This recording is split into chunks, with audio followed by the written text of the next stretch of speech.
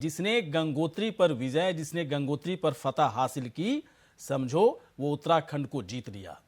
क्या इसमें किसी तरह की कोई सच्चाई है? आंकड़े तो यही कह रहे हैं, लेकिन सियासत के हिसाब से अगर बात करें तो सब कुछ यही नहीं है, बल्कि उत्तराखंड को जीतने के लिए उत्तराखंड की जनता के दिल को जीतना होगा। और इसमें बीजेपी आगे चल रही है या कांग्रेस आगे चल रही है या आम आदमी पार्टी आगे चल रही है, वाकई में इस वक्त कहना बहुत ही मुश्किल है। लेकिन आम आदमी पार्टी से लेकर कांग्रेस, बीजेपी, तमाम पार्टियां अपनी चुनावी रणनीति के आधार पर उत्तराखंड में जीत को दर्ज करने की कवायद में लगी। इस पर चर्चा करेंगे, किसके पास क्या रणनीति है, गंगोत्री के हिसाब से सब कुछ मान लेना सही है या फिर बहुत कुछ किया जाना बाकी है, और अब की बार उत्तराखंड में किसकी होगी सरकार, इस पर भी चर्चा करेंगे। लेकिन पहले रिपोर्ट दिखाते हैं आपको।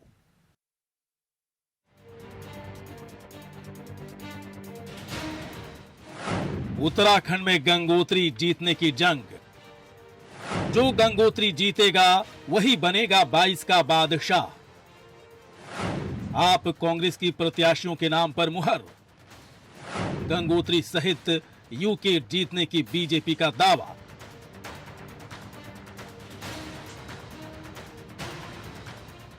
माना जाता है कि जो पार्टी गंगोत्री जीतेगी वही उत्तराखंड में सरकार बनाएगी। अभी तक तो इतिहास यही कहता है, और यही वजह है कि गंगोत्री में प्रत्याशियों को लेकर कोई भी पार्टी रिस्क लेना नहीं चाहती। इस बार गंगोत्री में त्रिकोणीय मुकाबला है। आम आदमी पार्टी ने कर्नल अजय कोठियाल का नाम गंगोत्री से तय किया, तो कांग्रेस भी भला कहां पीछे रहने वाली थी। गंगोत्री विधानसभा सीट से कांग्रेस के प्रत्याशी विजय पाल सजवान चुनावी मैदान में होंगे।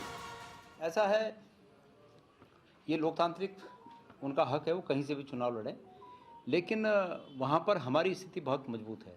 हमारे साथी विजयपाल सजवान जी बहुत मजबूत स्थिति में गंगोत्री से चुनाव लड़ रहे हैं, और निश्चित रूप में ये गारंटी है कि अगर इस उत्तराखंड की कोई एक नंबर की सीट है कि जहाँ से कांग्रेस की चुनाव जीतने की संभावनाएं 100% से भी अधिक हैं, तो वो गंगोत्री की सीट है।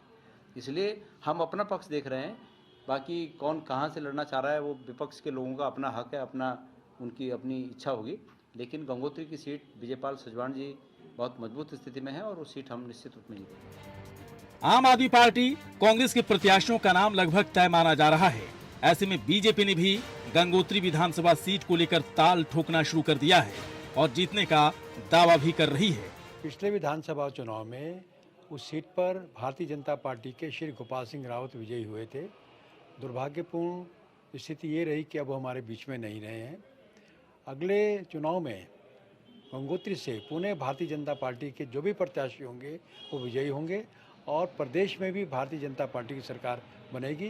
बाकी कांग्रेस और आम आदमी पार्टी का सवाल है, तो ये दोनों दल आपस में नंबर 2 की लड़ाई लड़ेंगे। भाजपा वहाँ से बहुत ही शानदार तरीके से पुणे जीतने वाली है। विधानसभा चुनाव को लेकर भले ही अभी कुछ वक्त बचा हो, लेकिन सियासी दलों में गंगोत्री विधानसभा सीट को लेकर चर्चाएं शुरू हो गई हैं। ऐसे में देखना दिलचस्प होगा कि इस बार गंगोत्री विधानसभा सीट से कौन बाजी मारकर उत्तराखंड की विधानसभा तक पहुंचता है। Saurabh Bhatia, India voice, Dehradun. तो वाकई में किस तरह से आम आदमी पार्टी की तरफ से एक बड़ा ऐलान जंग कर दिया गया कि गंगोत्री से हमारे कौन प्रत्याशी होंगे। कांग्रेस भी देखा देखी अपने प्रत्याशी के नाम की चर्चा करने लगी। बीजेपी से पूछा जा रहा है कि आपका क्या प्लान है, तो बीजेपी कह रही है कि सिर्फ गंगोत्री ही नहीं बल्कि पूरे उत्तराखंड में बीजेपी की भारी जीत होगी। जो लक्ष्य 60 रखा गया है बीजेपी की तरफ से, उस पर बीजेपी पूरी तरह से काम कर रही है। मतलब साफ है कि उत्तराखंड की राजनीति में जो चुनावी राजनीति पूरी तरह से चुनावी राजनीति इस वक्त जो चल रही है, उसमें सभी पार्टियों का फोकस जीतने पर है। लेकिन पहले क्या होता था, उत्तराखंड में बीजेपी और कांग्रेस के बीच में सीधे सीधे मुकाबला हुआ करता था, लेकिन इस बार त्रिकोणीय मुकाबला है। त्रिकोणीय मुकाबला इसलिए कि अब आम आदमी पार्टी आ गई है। आम आदमी पार्टी के नेताओं की तरफ से जो बाकायदा कई तरह की यात्रा निकाली जा रही, चाहे रोजगार गारंटी यात्रा हो या फिर युवाओं को लेकर जिस तरह से फोकस, बेरोजगारी को लेकर, रोजगार को लेकर, महंगाई को लेकर जिस तरह से सरकार को घेरने की पूरी तैयारी चल रही है, और जो दावे आम आदमी पार्टी की तरफ से किए जा रहे हैं कि हर हाल में मेरी ही सरकार उत्तराखंड में बनेगी, क्योंकि उत्तराखंड की जनता कांग्रेस और बीजेपी से तंग आ चुकी है। और चलिए, इस वक्त कई मेहमान हमारे साथ जुड़ चुके हैं। डॉक्टर देवेंद्र भसीन जी इस वक्त हैं प्रदेश उपाध्यक्ष बीजेपी के। डॉक्टर देवेंद्र भसीन जी, बहुत बहुत आपका स्वागत है।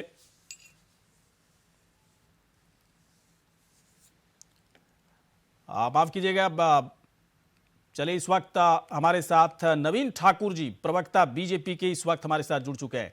नवीन जी, बहुत बहुत आपका स्वागत है।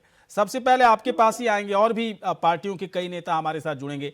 नवीन जी, आप गंगोत्री को लेकर बाकायदा एक कह सकते हैं एक सियासी टोटका है कि जो गंगोत्री जीतेगा वही उत्तराखंड पर राज करेगा।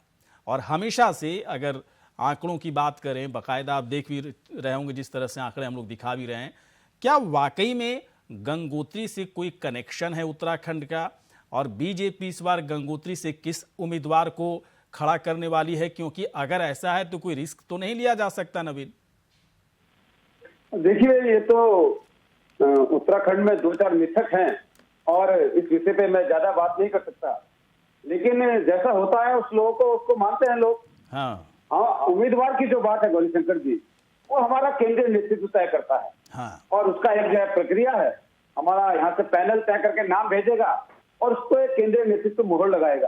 तो निश्चित तौर पर जो भी उम्मीदवार होगा 100% इस बार भी हमारा उम्मीदवार जीतेगा। पूर्व में भी हम ही जीते थे और 2022 में उत्तराखंड में भारतीय जनता पार्टी वापसी कर रही है, ये सब जानते हैं।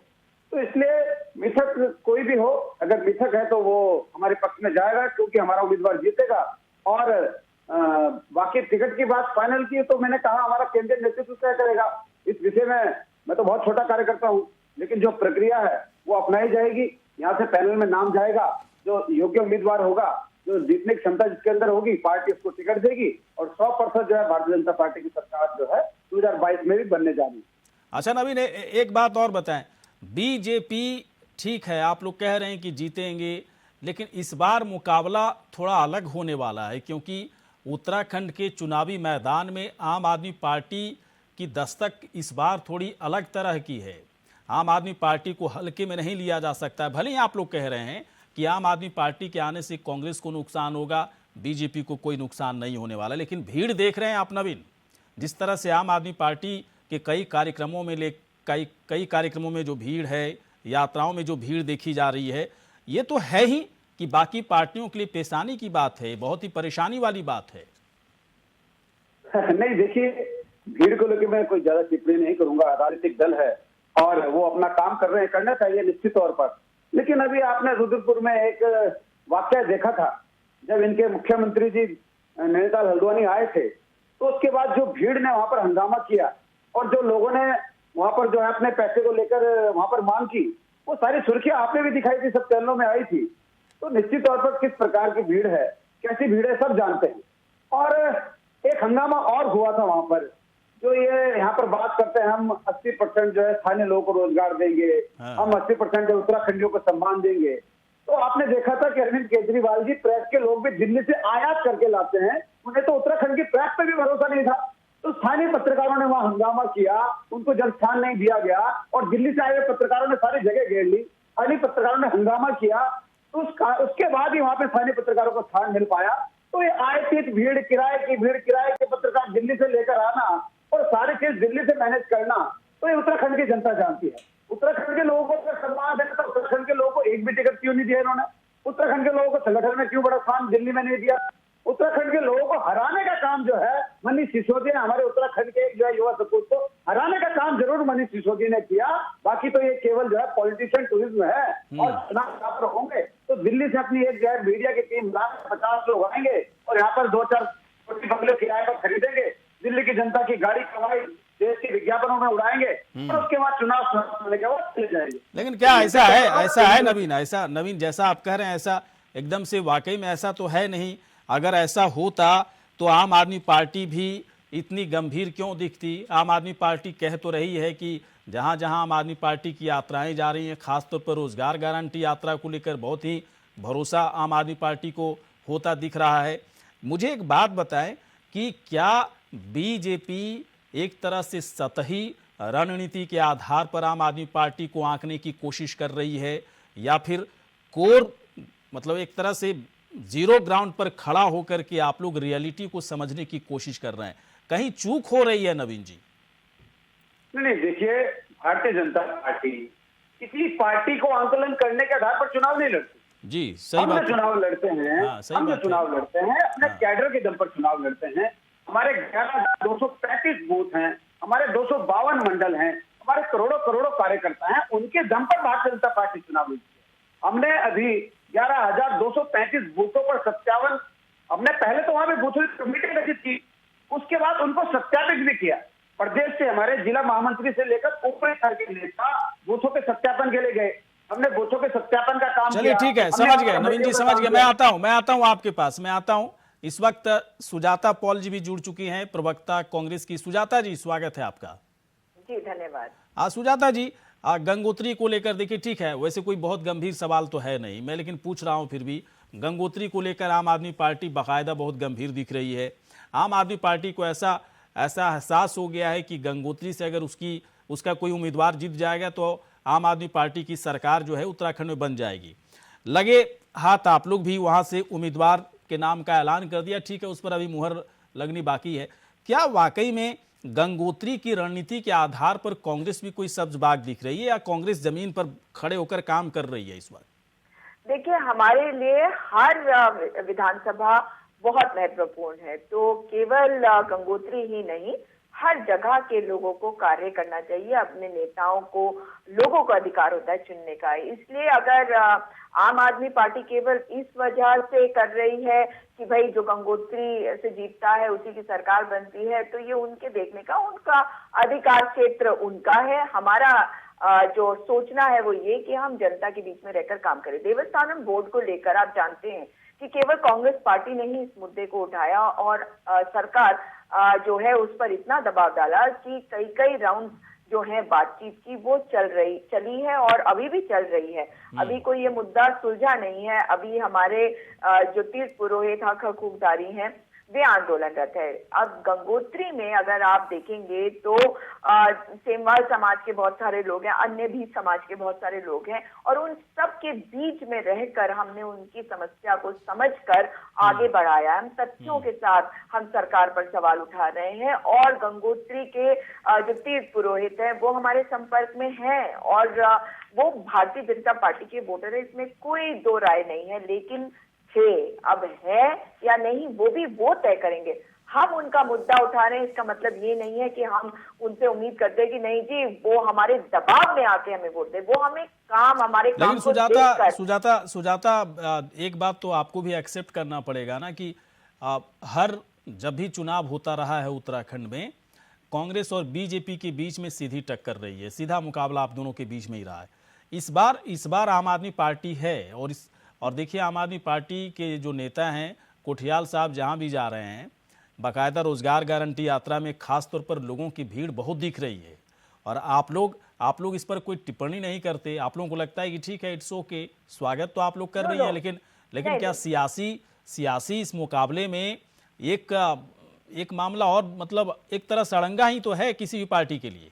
नहीं, देखिए, लोकतंत्र है, सबको अधिकार है। पहले क्या होता था कि इंडिपेंडेंट होते थे, छोटी छोटी पार्टियां आ जाती थी। अब देखिए, जहां तक बात है उनकी रोजगार यात्रा को लेकर, तो बेरोजगारी इतनी बड़ी समस्या है कि निश्चित तौर पर कोई भी रोजगार के बारे में कुछ भी बोलेगा तो हमारे बेरोजगार वहां जाएंगे। और अगर उनकी गारंटी कार्ड को भर रहे हैं तो उसमें क्यों किसी को भी दिक्कत होनी चाहिए? बल्कि मैं तो कहूंगी कि जब कांग्रेस की सरकार आएगी तो कम से कम डेटा तो उनके द्वारा इकट्ठा कर लिया जाएगा ना, तो हम उस समस्या का समाधान भी करेंगे। और जहां तक बेरोजगारों की बात है, तो आप हमें देखिए, हम हमेशा बेरोजगारों के साथ होते हैं, और हम जमीनी तौर पर जुड़कर उनकी समस्या का समाधान करवाने के लिए अपनी सरकार पे दबाव भी डालते हैं। उसमें जो फैक्चुअल चीजें, जो लीगल चीजें, उनको भी निकालते हैं। जैसे अब मैं आपको एक सिंपल एग्जांपल दे देती हूँ कि HP India sales private limited Pantnagar से भाग गया, और 185 लोग जो है सड़कों पे आंदोलन कर रहे हैं। भारतीय जनता पार्टी का कोई नेता, कोई प्रवक्ता भी आके आपसे इस बारे में बात नहीं करेगा।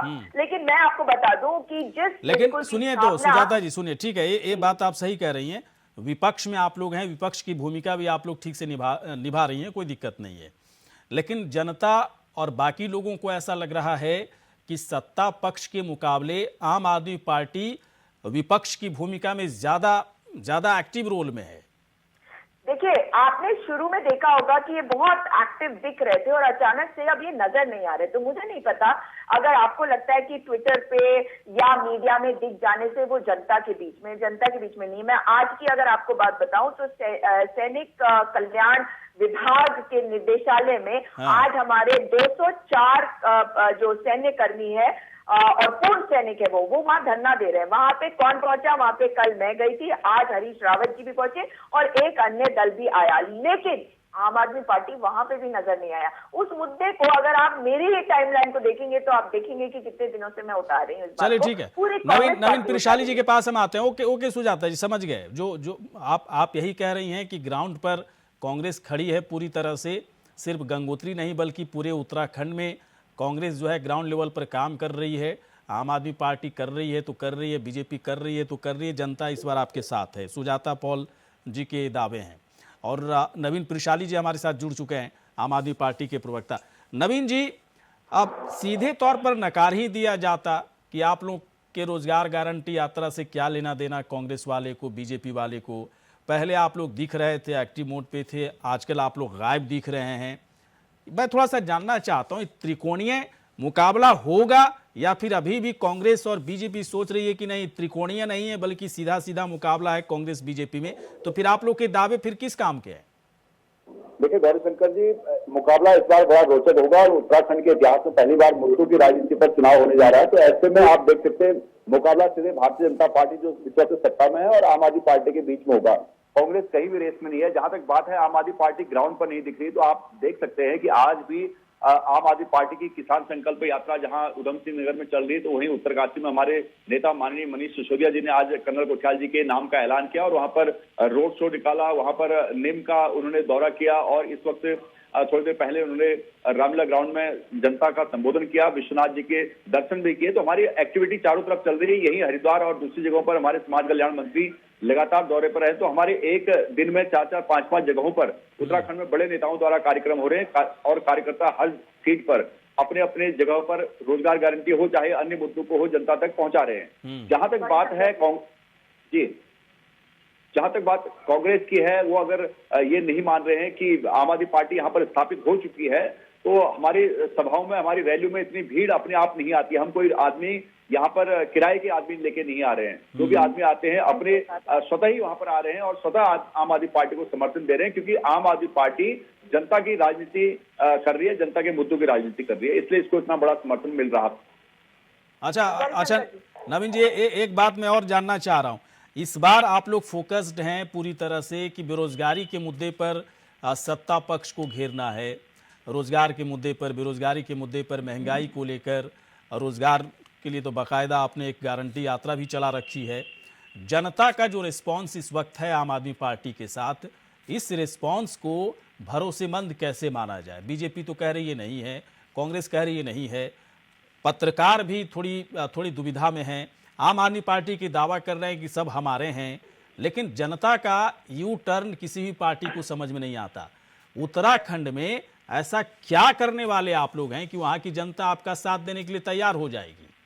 देखिए उत्तराखंड में हम जो उत्तराखंड के मुद्दे हैं, उत्तराखंड की अवधारणा है, उस अवधारणा को, उन मुद्दों को साथ में लेकर जनता के पास समाधान के साथ जा रहे हैं और जनता से समाधान भी पूछ रहे हैं। उसके हिसाब से हम अपना मैनिफेस्टो तैयार कर रहे हैं। आप देखते हैं कि हमने यहाँ पर शिक्षा की बात की, हमने स्वास्थ्य की बात की, हमने रोजगार की बात की, हमने महिला सुरक्षा की बात की, हमने जल जंगल जमीन की बात की, हमने उत्तराखंड को आध्यात्मिक राजधानी बनाने की बात की। तो बिजली, पानी, सभी समस्याओं पर आम आदमी पार्टी बात कर रही है जो उत्तराखंड की जनता को पसंद आ रही है। इसलिए जनता लगातार हमारी सभाओं में, हमारी रैलियों में उमड़ रही है। तो इन सारी चीजों पर तो बड़े ऐलान सरकार की तरफ से अब किए जा रहे हैं। नवीन ठाकुर जी देंगे इसका जवाब। नवीन ठाकुर जी, ये सारी लिस्ट जो आम आदमी पार्टी की तरफ से बताई जा रही है, इसमें बीजेपी कहां दिख? हाँ,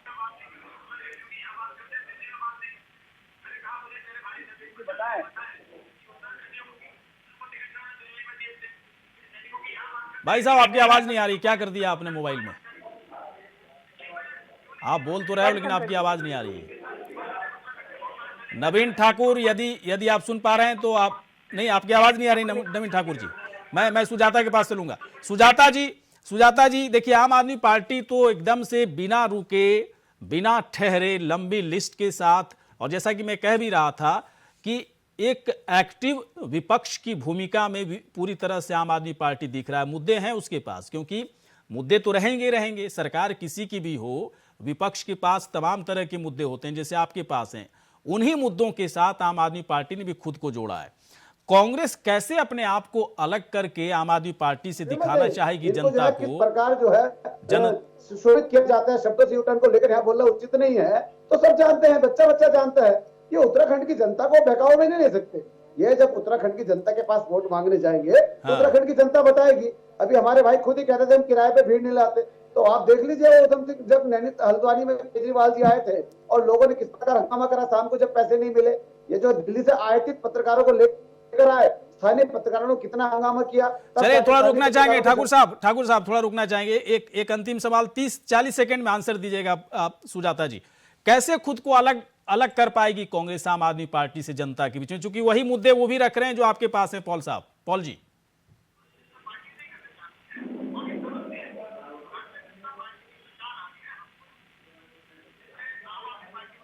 सुजाता, पॉल जी आप सुन पा रही हैं?